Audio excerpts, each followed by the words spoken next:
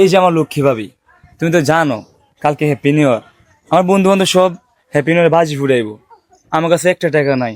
আর তুমি তো জানো আমি চাকরি করে যা টাকা বেতন পাই সব বড় ভাইয়ের কাছে দিয়ে দেই। এখন আমার কাছে না পুরো ফোকট শূন্য। তুমি কিছু টাকা দিবা ভাবে আমারে? কি যে করি।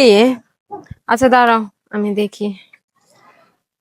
আমার কাছে তো এই 500 টাকাই আছে। এটা তোমার হইব? ঠিক আছে ভাবি, আমি অনেক খুশি। এখন আমি বন্ধুগুলো যা বাজি ফুটাবো মন মতন।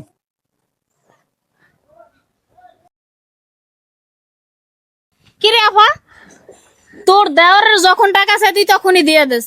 এরকমের দেওয়ারের যদি সবসময় টাকা দেস পরে তোর মাথা ওইটা নাচবো। কে ওর ভাই থেকে টাকা চাইতে পারে না? ওর ভাই টাকা দিব, তুই দাস কি লিগি? কি রে, তুই এত লাফাইতাছিস কিসের জন্য? তোর টাকা দিছি না নিজের বাপের বাড়ি থেকে আইনা দিছি।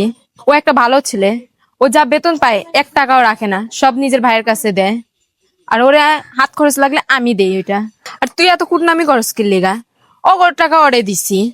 আর এমন যদি কুটনামি করা থাকে না, তুই আমার বাড়িতে আর আসবি না। হইছে, বুঝতে পারছি।